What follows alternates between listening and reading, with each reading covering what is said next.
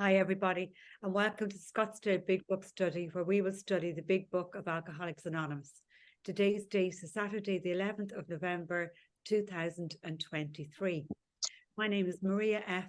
I'm a recovered compulsive overeater. I'm from County Dublin in Ireland, and I'll be your host for today's study. Our co-host today is Dottie S. If you have any questions or any concerns during the meeting, you can contact either myself or Dottie, and you can do this by private message in the chat function. Please also note that our speaker today, Harlan G, will be recorded for the duration of the study. However, the Q&A which follows afterwards, we don't record that. So Harlan will speak for approximately an hour, then we'll do Q&A for about 30 minutes, and that'll be hosted by Nancy J in Geneva. We do ask that you please keep your microphone on mute at all times during today's study. And also, if you're exercising, you're eating, or if you need to step away from the camera at all, please just do disconnect your camera while you're doing that. We'll post a link to the previous week's recording in the chat function and also to the seventh tradition. So we'll now go over to Harlan G in Scottsdale, Arizona. Good morning to you, Harlan. Good morning, Maria. I'm not actually in Scottsdale, Arizona today. I am actually in Arlington Heights, Illinois, and it is bone chilling here. It is 48 degrees. Holy mackerel, it's cold here. I'm used to 90, 95, and now I'm here in 48-degree temperatures. I was born and raised here, and it didn't faze me at that time at all. 48 was actually pretty pleasant, but now 48 to me is like bone chilling. Because I'm so when you get older, your skin thins out and you become a little less tolerant of it. But anyway, I'm here for other reasons than the weather. I'm not actually here to do outdoor activities, so that's fine. I'm surviving quite nicely. During the last couple of weeks, when we were in the chapter Two Employers, we spoke extensively about loss, denial, and ignorance. And we spoke extensively about what this disease took from us, what this disease cost us. And we talked about the pain of the loss. We talked about the torturous pain, the trauma of the lost decades and the lost opportunities and the lost things that we had to leave behind in this disease. Today, we endeavor upon A Vision for You, chapter 11. This was originally chapter 12, but as many of you know, the doctor's opinion after the first edition of the big book was moved to the Roman numeral section. And when it was moved to the Roman numeral section, the book now had 11 chapters in the Arabic numeral section, which is, our section here. And not one chapter, there's actually several chapters in the Roman numeral section. So now there's 11 chapters rather than 12. But I digress. What we're going to be talking about this morning are the good things, the miracles, the gains, the God-given beauty of this program. We're going to be talking about what God does when we walk to Him. And when we walk to Him, He runs to us. You heard me say that a million times. Well, this morning and for the next few weeks while we look at this chapter, we're going to be looking at a lot of history. We're going to be looking at some people who made this program what it is. We're going to be seeing some things in this chapter that are going to help us recover. What we're going to be seeing in this chapter, more than we see anything else, is the absolute splendor of God, His awesome, omnipotent power. We're going to see what that's about.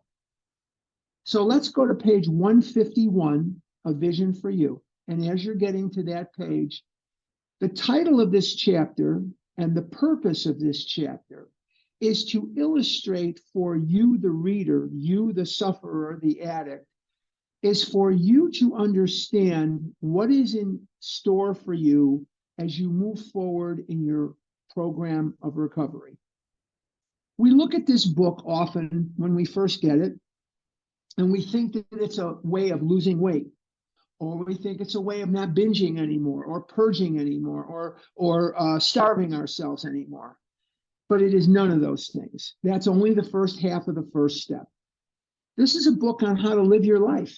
It's not a book about how to lose weight. It's a book on how to live your life. What am I going to do now?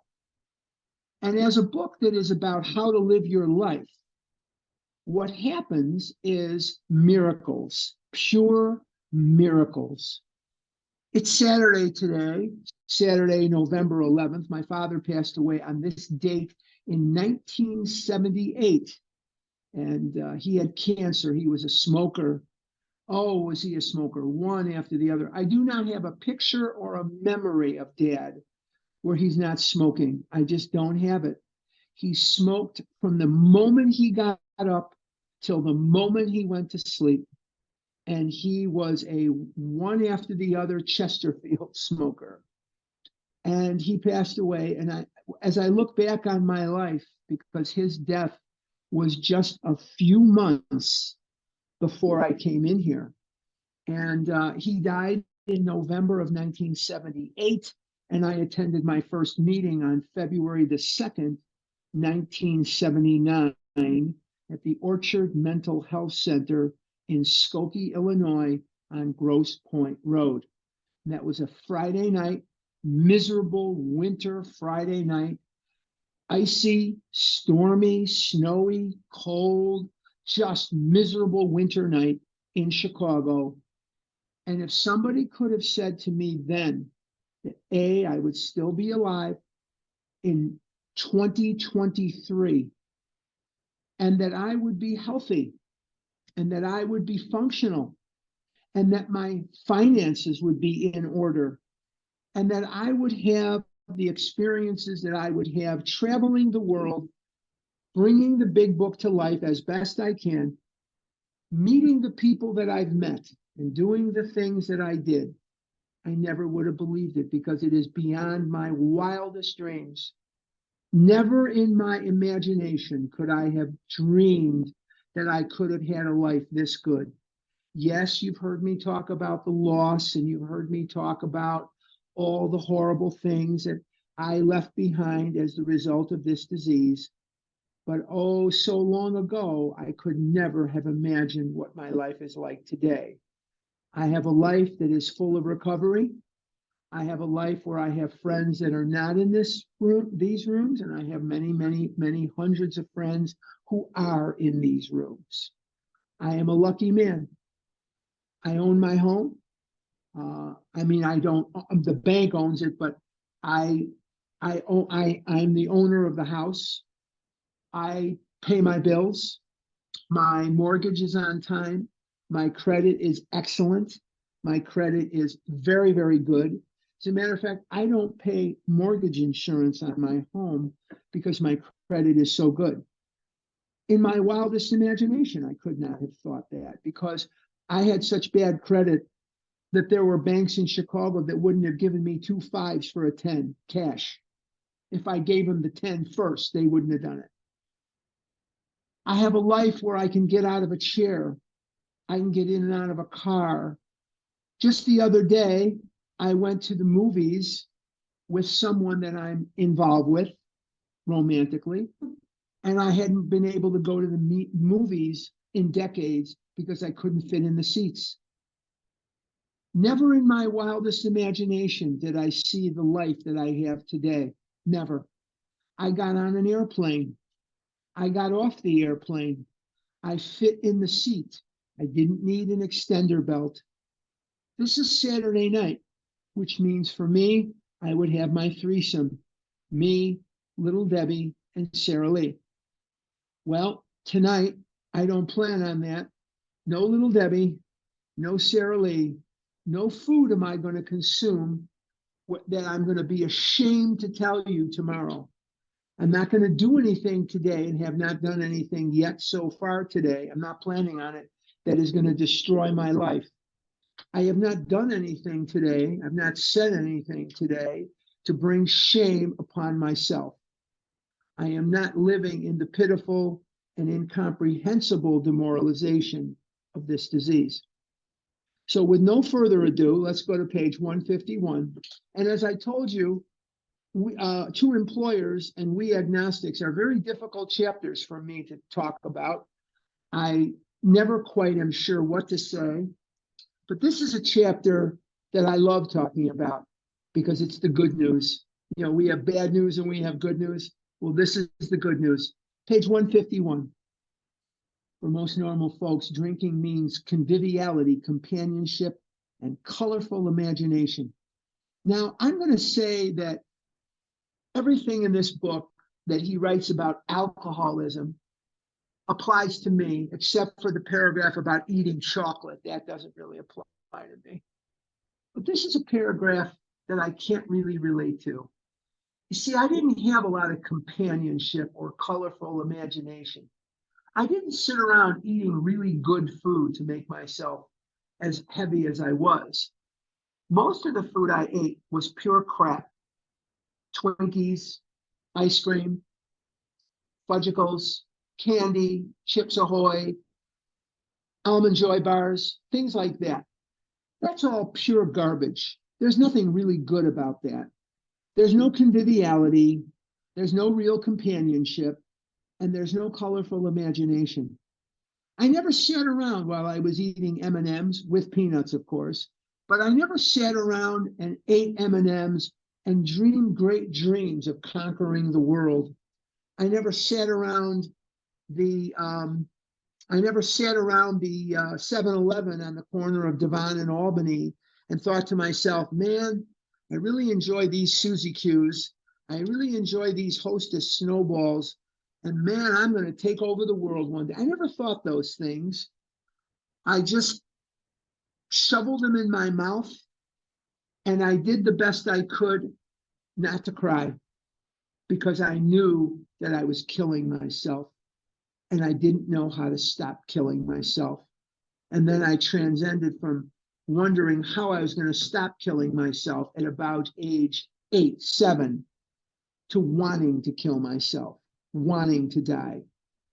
I would say that if you asked me as a 9-year-old or a 10-year-old when I was on diet pills, what my life's ambition was, I would have told you I'd love to be dead very soon because I was defeated by this disease and only God could have made me the man I am today, who is living in health and living a life that's worth living a life that's enviable in this program. I never knew how to want to live. I never knew how to want to recover or want to live. That was beyond my imagination. It means release from care, boredom, and worry. Dr. Silkworth tells me in the doctor's opinion on page XXV that most people drink because they like the effect produced by alcohol. And this effect is so elusive that while they admit it's injurious, they cannot after a time tell the true from the false. This effect is what I was looking for. And the M&Ms and the cookies and the cake and the candies and the pecan pies, pizza, they released me from care, boredom, and worry. They did not make it so that I had care, boredom, and worry. They made the world a very beautiful, groovy, wonderful place. And although I was lonely, and although I was dying, and although I was sad and jealous and angry and scared, candy could change my perception of reality. And it did so beautifully. And that's what I was seeking without knowing it. It is joyous intimacy with friends and a feeling that life is good. I don't know about intimacy with friends, but I know about intimacy with Chips Ahoy cookies. And boy, we were intimate. And a feeling that life is good. When I was a little kid, most of the friends of my father came out of the concentration camps in Europe.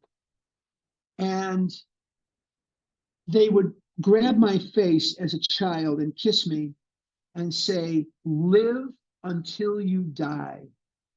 I thought for a long time that live until you die meant that you accumulated black cow suckers like a giant milk dud with a chocolate coating, and you accumulated Milky Way bars. I saw no point to Three Musketeers. Why would you buy a Three Musketeers when for the same nickel you can get Milky Way and it's got the caramel on the top? Why would any sane person buy a Three Musketeers? I never understood that. Obviously, these were not Jewish people. But the bottom line is that I never bought Three Musketeers much at all. I bought Milky Ways. I was too smart to buy Three Musketeers, right? But life is good, but not so with us in those last days of heavy drinking. The old pleasures were gone. They were but memories. Never could we recapture the great moments of the past. I didn't have great moments of the past in the food. And this again is where drinking is a little different than eating. With most drinkers, they have a lot of good times associated with the very beginning of the roller coaster. Once they get up to the top of the roller coaster and then start coming down, they don't have so many good times. But I think that with alcoholics, they do have some good times. But with eaters, I don't think I've heard too many people, talk about, oh, I ate here and I ate there. I don't hear that, and I don't have those kind of stories. There was an insistent yearning to enjoy life as we once did, with a heartbreaking obsession that some new miracle of control would enable us to do it. There was always one more attempt and one more failure. No matter what I did in this world, no way was I going to stop eating. I was on diet pills from the time I was 9 and 10, heavy amphetamines, prescribed by a doctor, and it still did not cure me. I didn't eat while I was under the effect of these amphetamines, but the minute they wore off, I was eating Illinois and most of Wisconsin, and it was just unbelievable. The less people tolerated us, the more we withdrew from society, from life itself. This I relate to. I have been told from the time I was a little boy, 3, 4, 5, 6 years old, that a fat boy is completely unacceptable in the world that we live in. I'll never have a good job. I'll never get a girlfriend. I'll never do this. I'll never do that. I'll never play on the team. It was horrible. And I found out that every single thing that these people said to me was correct. And until I got into recovery, I had no life. I was unacceptable to others. But here's what I didn't really understand. And this was probably the worst aspect of it. But it took me a good 20, 25 years of inventorying and fourth steps. I'm not talking about spot check 10 steps. No, I'm talking about full-blown columns of fourth steps, that I was unacceptable to myself. And that was the biggest blow of all. And today, what I find is that I am acceptable to myself. I like me. I accept me for who I am. And when you don't accept yourself, when we don't accept ourselves, that is a very dangerous part. The self-loathing of this disease is one of the most horrible aspects of it, because we keep lying to ourselves. We keep degrading ourselves. We keep insulting ourselves with food. And we keep vowing not to do this, this, or this. And yet there we are doing it again. And I believe that one of the things that I enjoy every single day, when I walk, when I help others, when I do the things that are consistent with this program, it helps me every single day to see the good, to like myself, to begin to abate that self-loathing, that self-condemnation, that self-criticism, the chatter of how bad I am. I got to tell you this little story. Not a long time, but a ways before I got a cell phone, I moved to Eugene, Oregon. And my wife and I, at that time, my wife, We were driving in Eugene, Oregon, and we had only lived there a couple of days. We decided to go out to eat. We decided to go out to dinner. We went out to dinner in a city we'd never been in before, and there was no Google Maps. There was none of that stuff. And I got lost. And I started berating myself, and I started yelling at myself. And my wife took my hand and said, Harlan, if you spoke to your friends the way you speak to yourself, would you have any? And the answer is no. The answer is no. If I spoke to you the way I spoke to myself, if I spoke to you the way I thought in my head, you would run so far away from me that it wasn't even funny. So the self-loathing aspect is horrible. And the less society tolerated me, well, I hear that, but I didn't tolerate myself. And one of the things I have to remind myself of every day, and this came about as the result of wonderful sponsorship, wonderful guidance, and lots of ink getting burned on paper that got not burned in a fire, but I used a lot of ink and a lot of paper doing fourth steps. And I had to come to the conclusion that I hated myself. And when I don't do that, I have a much, much more peaceful and a much better life. I'm on page 151 in the middle. As we became subjects of King Alcohol, shivering denizens of his mad realm, the chilling vapor that is loneliness settled down.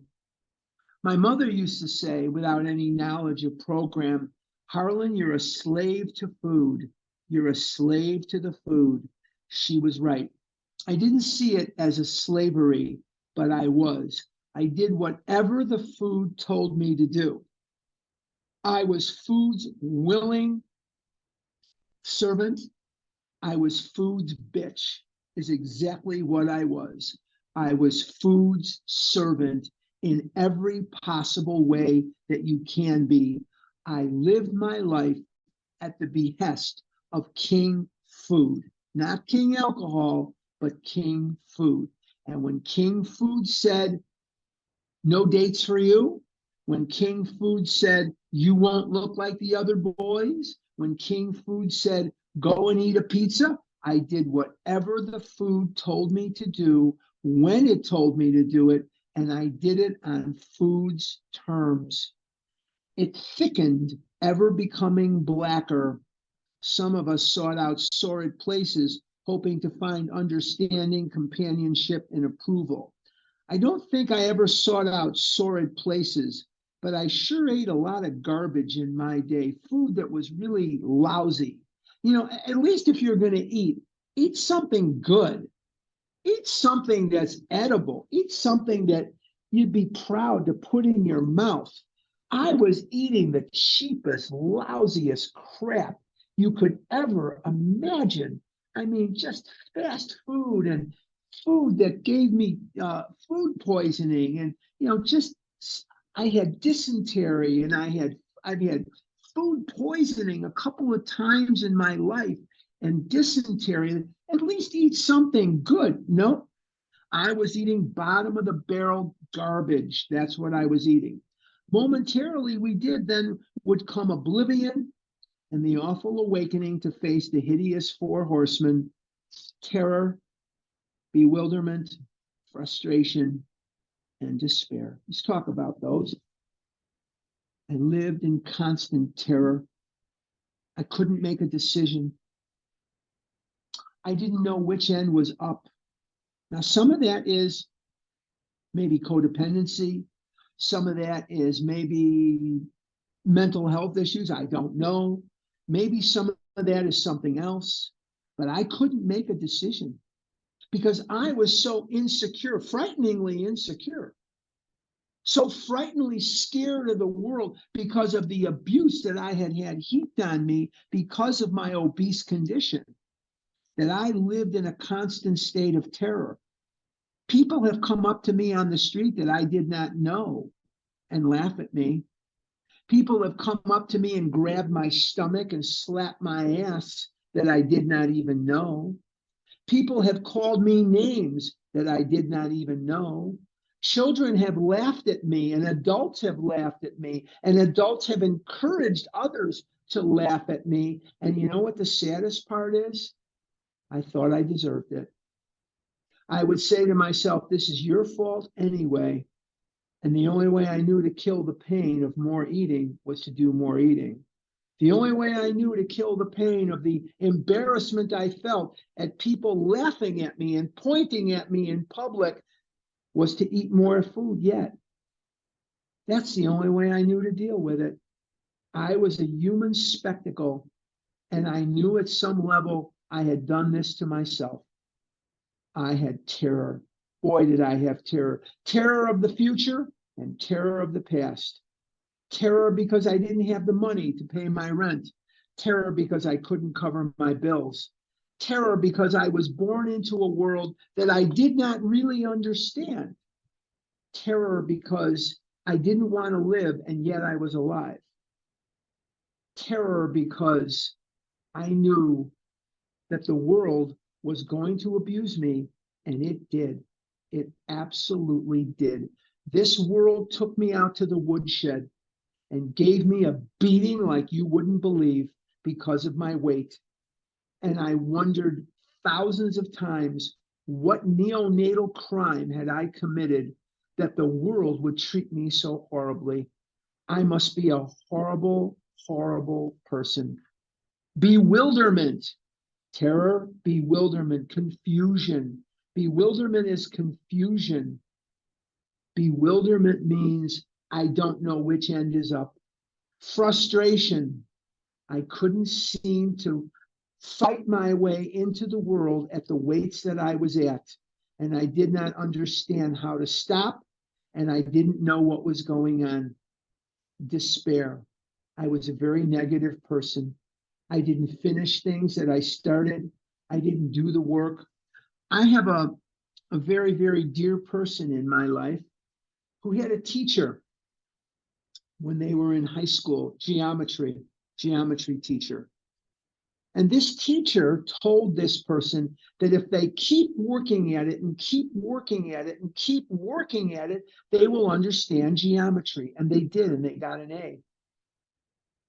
To this day, this person is one of the most perseverant, conscientious, hardworking, and dedicated people that I know. I didn't know how to stick with anything. I just thought, and there's a story in the big book that illustrates that one day you woke up and maybe you could play the piano, or one day you woke up and you were the quarterback of the Bears, or one day you woke up and just knew how to be thin. I didn't know to work at things meant I had to work at things. I wanted a pass. I wanted to go through life the Chicago way. In other words, who do I pay? Who do I have to see? And then I can get around it. I remember in 1976,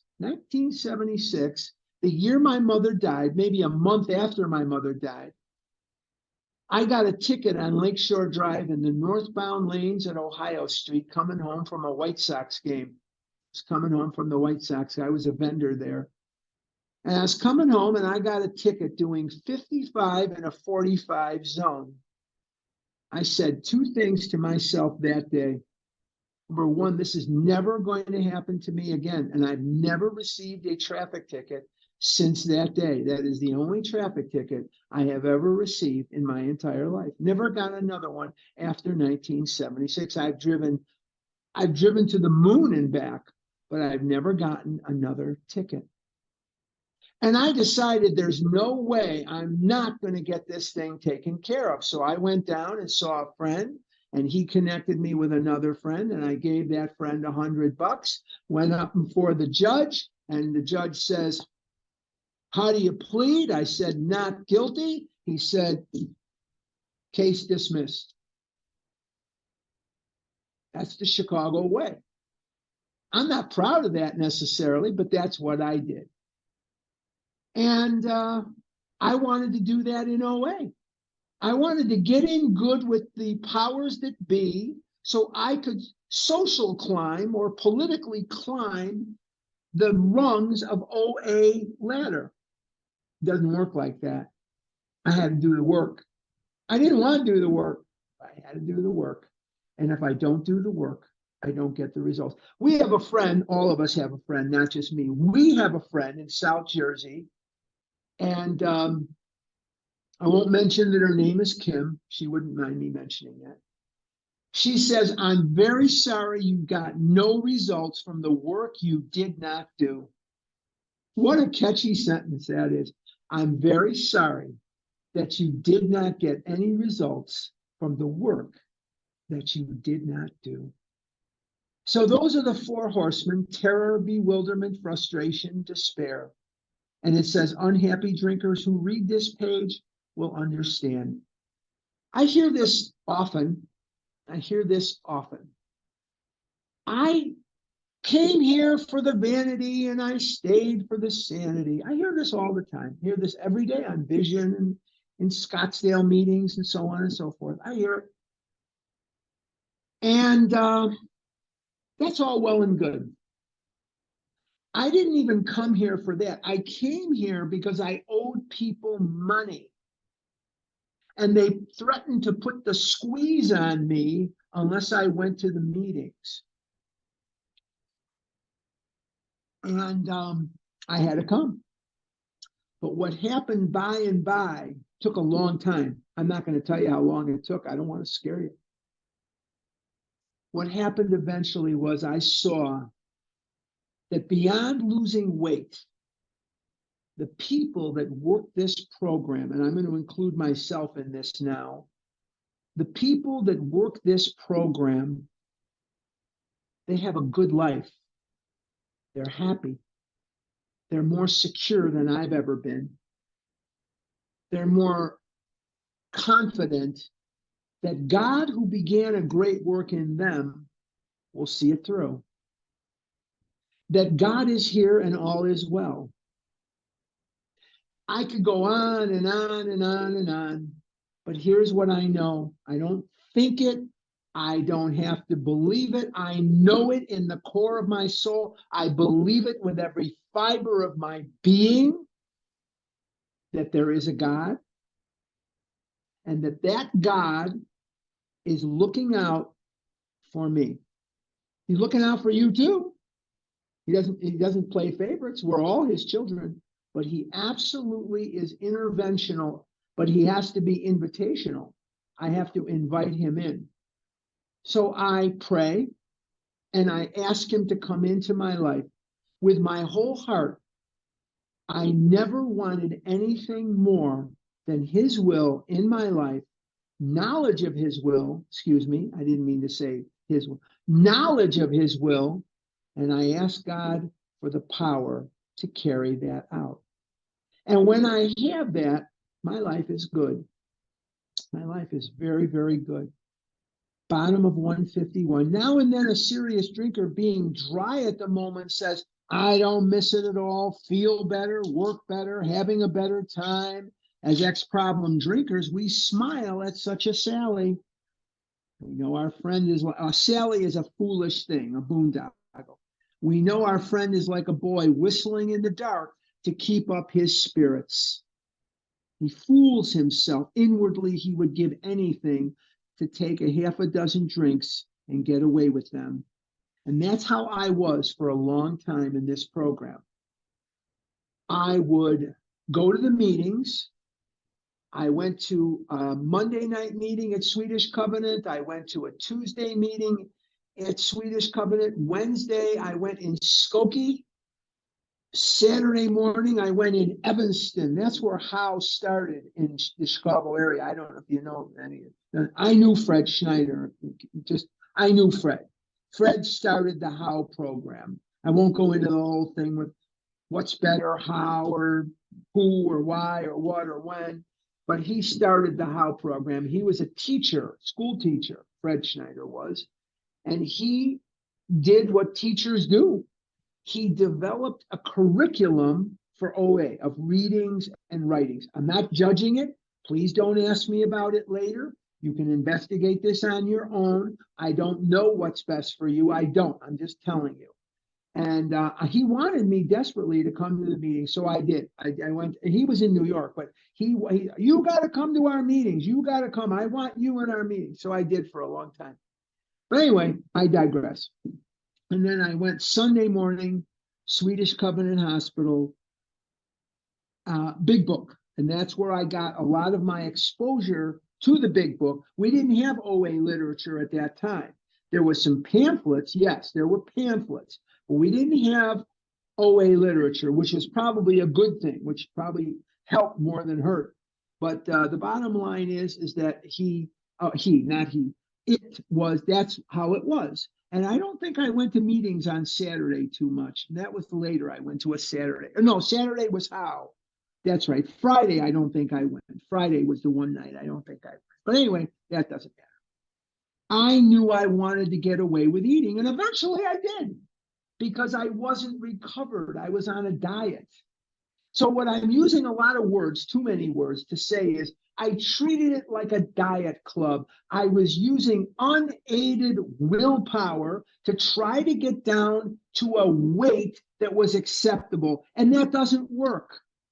If that worked, I wouldn't be in OA. It does not work. What I have to remember is this is not a program about losing weight. That's part of it, yes, no question, for people like me, absolutely. It's a program of getting a spiritual awakening as the result of these steps. The main purpose of this book is to fit ourselves to be the main purpose of this book is to help you find a power greater than yourself, which will solve your problem. This is about having a relationship with God. And in that relationship, I don't find it necessary to compulsively overeat today. Maybe tomorrow I will. I don't know. Maybe tomorrow I'll order 10 pizzas. I couldn't tell you. I don't know. But what I can tell you is I have no desire to kill myself with food right now. I don't have that desire. Okay? I don't. Okay. He will presently try the old game again, for he isn't happy about his sobriety.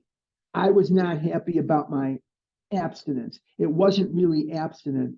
I was a dry drunk for a long time. In other words, I was dieting with group support. Dieting with group support means I'm using willpower not to eat. I'm going to the meetings. None of it is sinking in, and I'm not doing the work to gain a relationship with God. He cannot picture life without alcohol. I couldn't picture life with the food. I couldn't picture life without the food. I just couldn't picture it.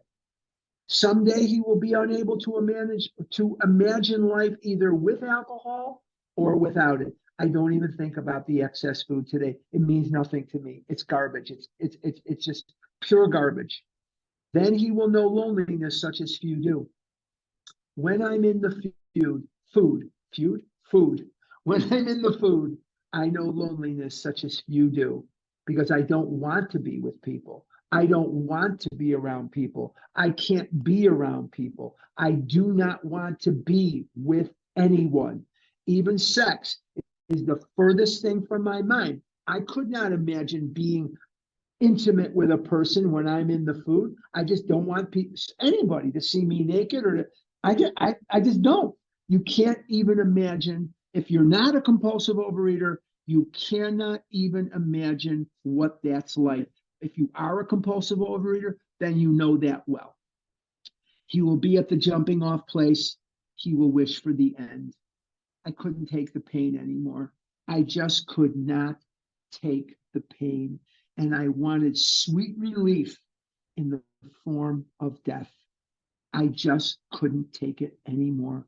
I had been beat down. I was beaten like a rented mule, and I did not know how. I thought I was a good person. There were vestiges of me that thought I was a good person, but the world was telling me, yes, but Yes, when. You are a good person, but you're too fat. Will be a good person when you lose weight. This is the signal that the world sent to me, and I believed it, and I believed that it was my own fault. Page 152. We have shown how we got out from under, first full paragraph. You say, yes, I am willing, but am I to be consigned to a life where I shall be stupid, boring, and glum, like some righteous people I see? I know I must get along without liquor, but how can I? Have you a sufficient substitute? I didn't even know that there would be a substitute for the bliss of a pizza. I didn't know that there would be a substitute for the absolute euphoria of a gallon of chocolate Rocky Road. I didn't know that there would be a substitute for what I was killing myself with, which was crappy, lousy food. Crappy, lousy food. Yes, there is a substitute, and it is vastly more than that. It is a fellowship in Alcoholics Anonymous. There you will find release from care, boredom, and worry. Look at that. All I ate over was the care, the boredom, the worry. And here I find some way to live where I will be released from care, boredom, and worry. In other words, God is giving me that effect that Dr. Silkworth describes. He's giving it to me through the spiritual awakening as the result of the steps. And I don't have to go to Chips Ahoy or Kit Kats to get it. God is doing for me what the food once did for me, with none of the devastating, death-defying side effects. Doctors don't scream at me anymore. You know, the 3 fears of a fat boy: going to the doctor, seeing a girl that you like, knowing she's not going to like you back, and buying clothes. Those are the 3 fears of a fat boy: the doctor, girls, clothes. Because when they start coming at you with a tape measure, your blood, if you're a fat boy, your blood runs cold. There's nowhere to hide. And they're going to start with, I don't think we have anything that can fit you. I don't know how we're going to fit you. I don't know where you're going to go to get, so the 3 fears, again, if you're a fat boy: doctor, they're going to scream at you. They're going to tear you a new one. Girls, and buying clothes. Those are the 3 fears of the fat boy. Your imagination will be fired. Life will mean something at last. The most satisfactory years of your existence lie ahead. Thus we find the fellowship, and so will you. How is that to come about, you ask? Where am I to find these people? You are going to meet these new friends in your own community. Near you, alcoholics are dying helplessly like people in a sinking ship. If you live in a large place, there are hundreds, high and low, rich and poor. There are future fellows of Alcoholics Anonymous. Among them these are future fellows, of Alcoholics Anonymous, not they. These are future fellows of Alcoholics Anonymous. Among them you will make lifelong friends. Stop right there for just a minute. I am very blessed, very, very blessed. I am 69 years old. I have everyday contact, every week contact, every month contact with people that I started Green Grammar School with in September of 1959. I have friends here in Chicago and in Arizona that I have known since September 7th, 1959. There are pictures in Green School. Now, Green School is not a public school anymore, but I went there K through 6. There's a back playground just for kindergarten, and then there's the playground for the other 1 through 6. there's pictures of the kids on the first day of school. Now, some of the kids we cannot identify. We don't know who they are because they moved away or they stayed a very short. We just don't. Nobody seems to know who the hell they are. Some people have theories as to who they might be, but we really don't know for sure.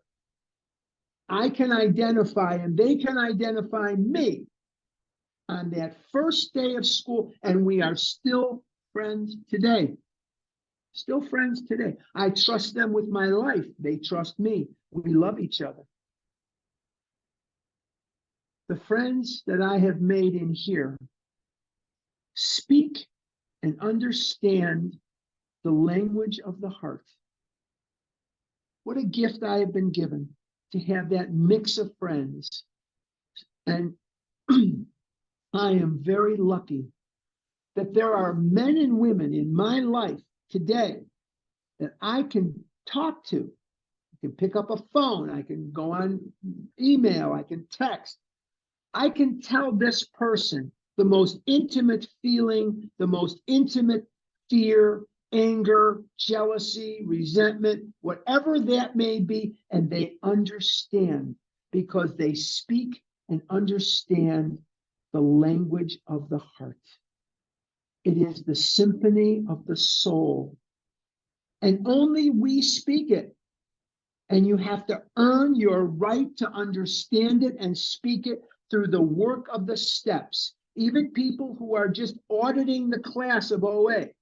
When I say auditing the class, they're sitting in meetings for decades. They've never gone home and worked a step. They're larger than they were 20 years ago when I met them, 30 years ago when I met them. They're not doing this program. They're auditing the class. And some of them are at retreats and some of them are at conventions. They're just auditing the class.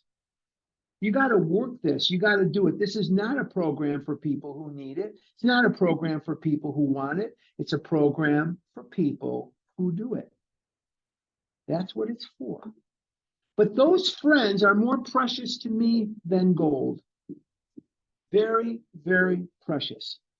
The person that I'm here in Chicago to visit, among other people that I see, of course, that I love too, but the person is, someone who speaks and understands this language.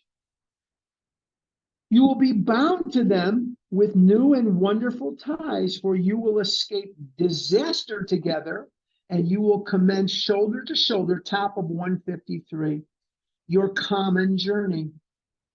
Then you will know what it means to give of yourself that others may survive and rediscover life. You will learn the full meaning of love thy neighbor as thyself. I couldn't love anyone. I thought I could. I thought I did. I had crushes on girls. I never could act on that because I was a fat boy. But I had crushes on girls and thought I loved them. Never went on a date with them, but thought I loved them. I can love somebody today because I am secure in the relationship that I have both with myself and God. And if you're not there yet, then it's impossible to describe to people that love can only, if you're me, exist in an atmosphere of recovery.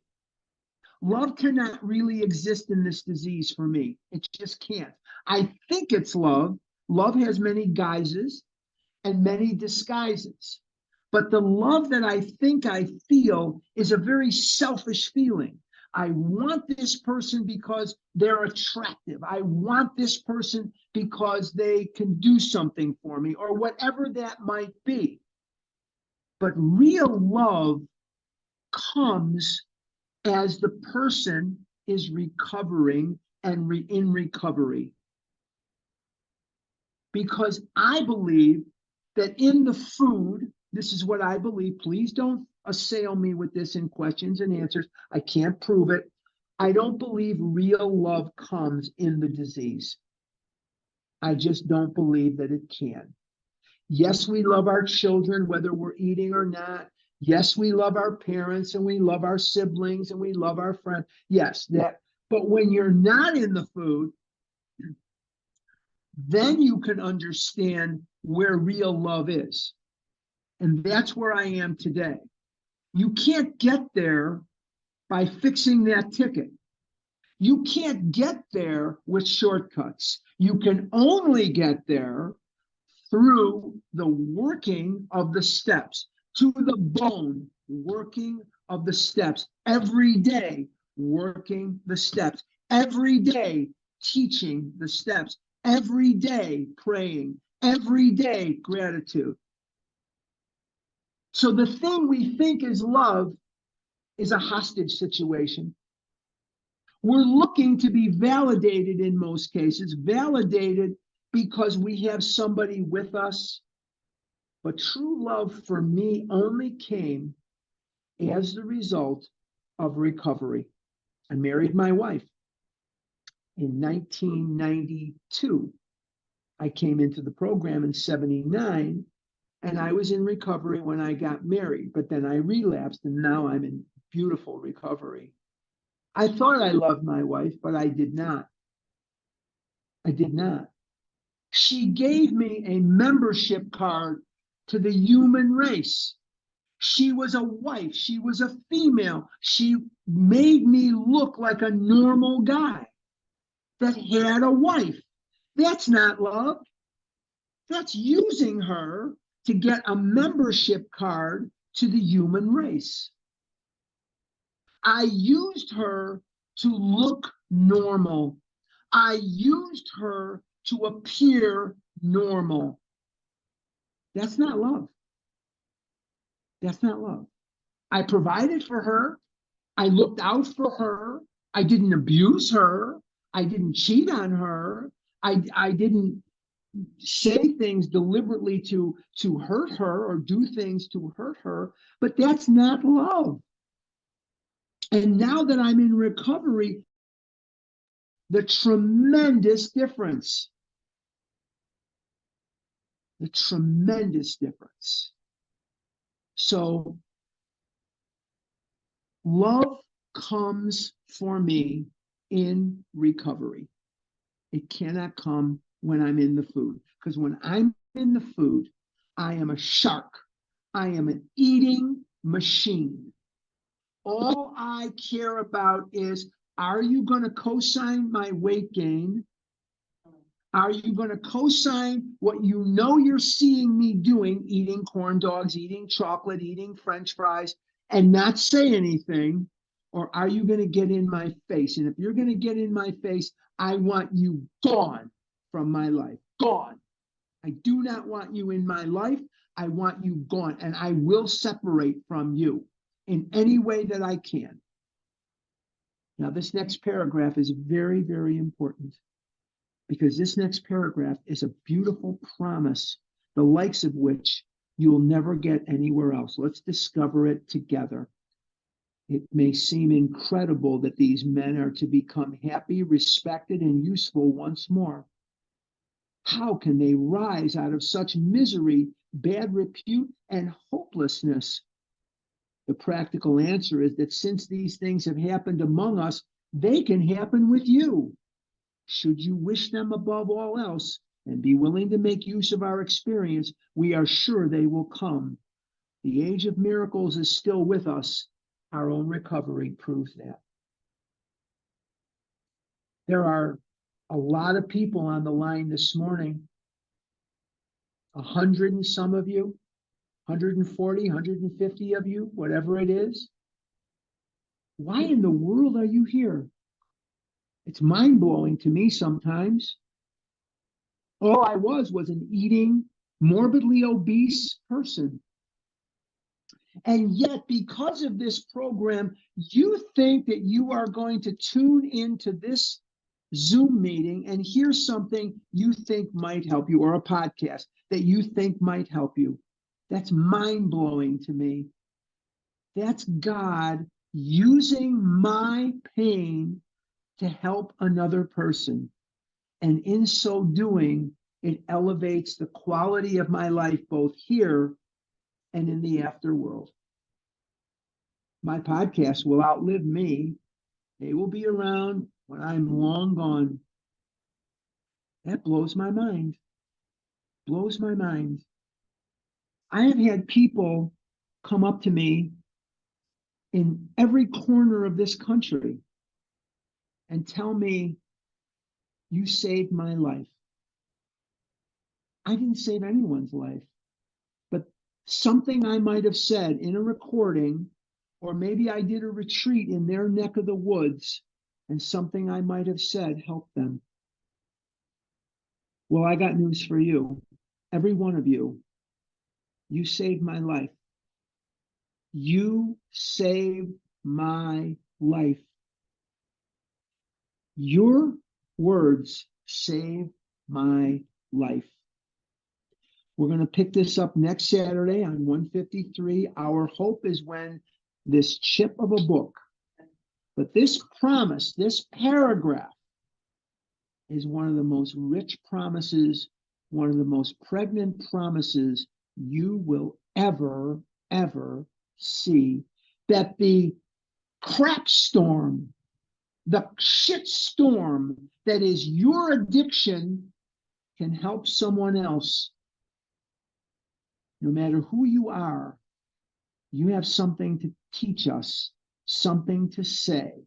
Whether you came in when you were 24 like me or teenager, or you came in when you were 55 or 80, you have something to say, something that is of great value. Use it, and God will bless you. Our real purpose is to fit ourselves to be of maximum service to God and the people about us. We come from the Oxford Group, a group of people practicing first century Christianity to the best of their ability, and we come from altruism, giving of one's self with no thought of a return. But let me tell you something that's a secret. The return is very good. The work is hard, but the pay is magnificent. And the benefits, I don't even have enough time to tell you how much I enjoy the benefits of working this program. My kingdom for a pen, I don't have one, but that's okay. But the bottom line is, so I know where I'm at next week. So thank you. So the bottom line is, we're going to turn this over to Maria for Q&A. But before I do, what I would like to remind you of is, if you asked a question last week, please step back, and let people who didn't ask one come to the surface, come to the forefront.